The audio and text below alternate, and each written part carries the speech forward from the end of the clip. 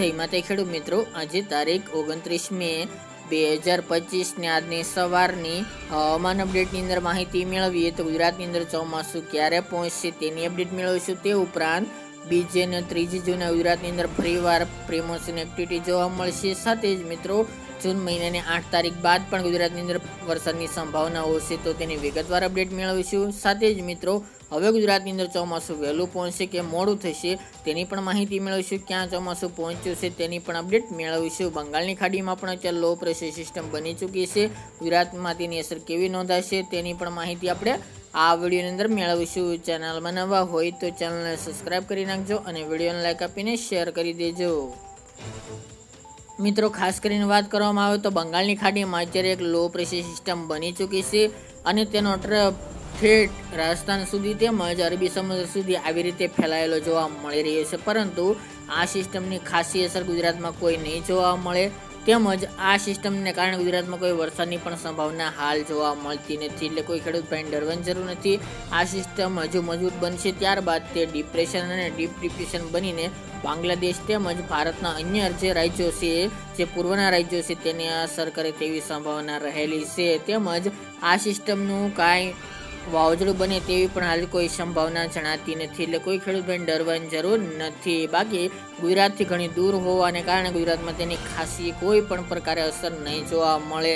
સાથે જ મિત્રો વાત કરવામાં આવે તો ગુજરાતની અંદર વરસાદી માહોલની, ગુજરાતની અંદર વરસાદી માહોલ છેલ્લા ઘણા દિવસથી છવાયેલો જોવા મળી રહ્યો હતો, પરંતુ ગુજરાતમાં ધીરે ધીરે વરસાદની તીવ્રતા ઘટી છે, તેમજ વિસ્તારોમાં પણ ઘટાડો જોવા મળી રહ્યો છે। આગામી દિવસની અંદર ગુજરાતમાં હવે હવામાન એકદમ સાવ ચોખ્ખું જોવા મળે તેવી સંભાવના જણાઈ રહી છે, તેમજ આગામી દિવસો દરમિયાન ગુજરાતની અંદર હમણાં કોઈ વરસાદ થાય એટલે કે 1-2 તારીખ સુધી ગુજરાતમાં કોઈ વરસાદની સંભાવના જણાતી નથી, એટલે કોઈ ખેડૂત ભાઈને ડરવાની જરૂર નથી। વાત કરવામાં આવે તો ગુજરાતની અંદર 1 તારીખ સુધી હવામાન એકદમ સાવ ચોખ્ખું જોવા મળશે, ત્યારબાદ મિત્રો 2 અને 3 જૂન દરમિયાન ફરી ગુજરાતનું હવામાન પલટાશે અને ગુજરાતના અમુક ભાગોની અંદર પ્રી મોન્સૂન એક્ટિવિટીના ઝાપટાઓ જોવા મળી શકે છે। જેમાં ખાસ કરીને વાત કરવામાં આવે તો મિત્રો અત્યારે જે રાઉન્ડ હતો તે પૂર્ણ થયો છે, પરંતુ આજે 29 તારીખ દરમિયાન ખાસ કરીને દક્ષિણ ગુજરાતના વલસાડ, વાપી, સુરત જેવા ભાગો, ડાંગ જેવા ભાગોની અંદર 1-2 જગ્યાએ વરસાદી ઝાપટા જોવા મળી શકે છે। બાકી ગુજરાતના અન્ય ભાગોની અંદર હમણાં વરસાદની સંભાવના જણાતી નથી। 1 અને 2 તારીખની વાત કરવામાં આવે તો ખાસ તમે લાઈવ જીએફએસ મોડલ અનુસાર જોઈ રહ્યા છો તે મુજબ ગુજરાતના ખાસ કરીને જે દરિયાકાંઠાના ભાગો છે, અરબી સમુદ્ર લાગુ વિસ્તાર, એ ભાગોની અંદર ફરી ગુજરાતનું હવામાન પલટાઈ શકે છે, તેમજ તેમાં વાદળો ઘેરાવાનું શરૂ થાય તેવી પણ સંભાવના રહેલી છે, કારણ કે એક upper air cyclonic circulation Karachi આસપાસ બનીને તૈયાર થશે, જેના કારણે અરબી સમુદ્રના પવન આવી રીતે ગુજરાતમાં આવશે, જેથી ગુજરાતમાં તે વરસાદ લાવી શકે છે।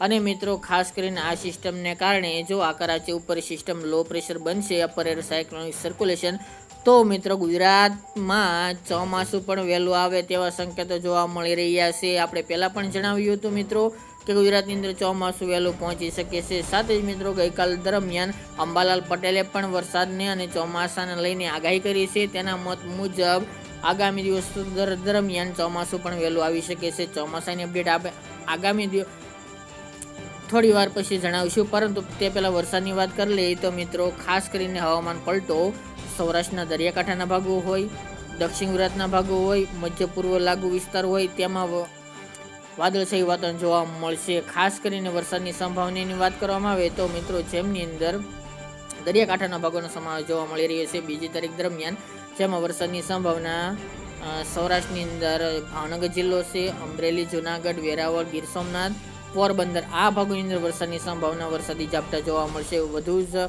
વરસાદની સંભાવના તે વિસ્તારની અંદર નહીં જોવા મળે, ઝાપટા રૂપી વરસાદ નોંધાશે। એ સિવાય દક્ષિણની અંદર સુરત છે, નવસારી, તાપી, વલસાડ, વાપી અને ડાંગ જેવા ભાગોની અંદર વરસાદની સંભાવના 2 તારીખ દરમિયાન જોવા મળશે। આ મિત્રો વરસાદી રાઉન્ડ 2 થી 3 દિવસનો જોવા મળશે, જેમાં વાત કરવામાં આવે તો દક્ષિણ ગુજરાતની અંદર અન્ય વિસ્તારોનો સમાવેશ જોવા મળી રહ્યો છે, ભરૂચ આસપાસના ભાગો અને ધોલેરા, અમદાવાદ જે હાઈવે છે એ વિસ્તારના લાગુ વિસ્તારની અંદર 2 તારીખ દરમિયાન વરસાદની સંભાવના છે। ઉત્તર ગુજરાતની અંદર પણ તેની અસર જોવા મળશે, ખાસ કરીને આ સિસ્ટમને કારણે, જેમાં વાત કરવામાં આવે તો સાબરકાંઠા, બનાસકાંઠા, પાટણ જેવા ભાગો હોય, પાલનપુર, ખેડબ્રહ્મા, અંબાજી, હિંમતનગર, ડુંગરપુર, મહેસાણાના ભાગોનો સમાવેશ જોવા મળી રહ્યો છે 2 તારીખ દરમિયાન, જેની તમામે ખેડૂત ભાઈ નોંધ લેવી. પરંતુ મિત્રો સાર્વત્રિક વરસાદ નહીં હોય, અમુક સેન્ટરોની અંદર વરસાદી માહોલ છવાયેલો જોવા મળશે. ત્યારબાદ મિત્રો 3 તારીખ દરમિયાન પણ વરસાદની સંભાવના આ ભાગોની અંદર જોવા મળશે.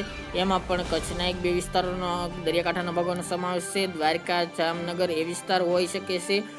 પોરબંદર, ગીર સોમનાથ અને દક્ષિણ ગુજરાતના સુરત, વલસાડ, નવસારી, તાપી આ ભાગોની અંદર વરસાદી ઝાપટા 3 તારીખ દરમિયાન જોવા મળશે. ઉત્તર ગુજરાતના મહેસાણા, પાટણ, થરાદના વિસ્તારોનો સમાવેશ થઈ શકે છે અને કચ્છના પણ 1-2 સેન્ટરોની અંદર વરસાદી ઝાપટા જોવા મળે તેવી હાલ સંભાવના રહેલી છે, જેની તમામે ખેડૂત ભાઈ નોંધ લેવી. આમાં કોઈ પણ મિત્રો ફેરફાર હશે તો અપડેટ આપતા રહીશું. ત્યારબાદ મિત્રો 4-5 તારીખથી ફરી ગુજરાતનું હવામાન ચોખ્ખું જોવા મળશે.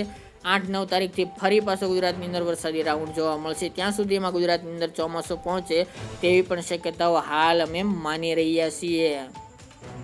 હાલ મિત્રો ઘણા બધા મતભેદ જોવા મળી રહ્યા છે. હવામાન વિભાગે પણ ગુજરાતની અંદર ચોમાસું વહેલું પહોંચે તેવી હાલ શક્યતાઓ જણાવી નથી, પરંતુ અમે જણાવી રહ્યા છીએ ગુજરાતની અંદર આપણે પહેલાં પણ જણાવ્યું છે મિત્રો 8-10 તારીખ સુધીમાં ગુજરાતની અંદર ચોમાસું દસ્તક દે તેવા હાલ અમને અહેસાસ એટલે કે એવી માહિતી હાલ તો જોવા મળી રહી છે, જેની તમામે ખેડૂતભાઈ નોંધ લેવી. તે ઉપરાંત મિત્રો ગુજરાતની અંદર ત્યાં સુધી 10 તારીખ બાદ સારા વરસાદના સંજોગો હાલ જોવા મળી રહ્યા છે. ત્યારબાદ મિત્રો ગુજરાતની અંદર વરસાદી માહોલ એટલે કે ખાસ કરીને ચોમાસાનો વરસાદ નોંધાઈ શકે છે. ગુજરાતમાં આ વર્ષે ચોમાસું પણ સારું રહેવાની સંભાવના છે. આ મિત્રો રોહિણી નક્ષત્ર ઉતરતા પણ વરસાદ થાય તેવી સંભાવના હાલ જોવા મળી રહી છે. મૃગશિક અણધાર્યો વરસાદ થવાની પણ સંભાવના હાલ જોવા મળી રહી છે. તો મિત્રો આમાં કોઈ પણ ફેરફાર હશે ચોમાસાને લગતી પણ અપડેટ આપણે દરરોજ આપતા રહીશું. બાકી મિત્રો 2-3 તારીખથી ફરી ગુજરાતની અંદર ઝાપટાઓ જોવા મળશે. વધુ માહિતી આગામી દિવસની અંદર આપતા રહીશું. આ ત્યારની વહેલી સવારની અપડેટ.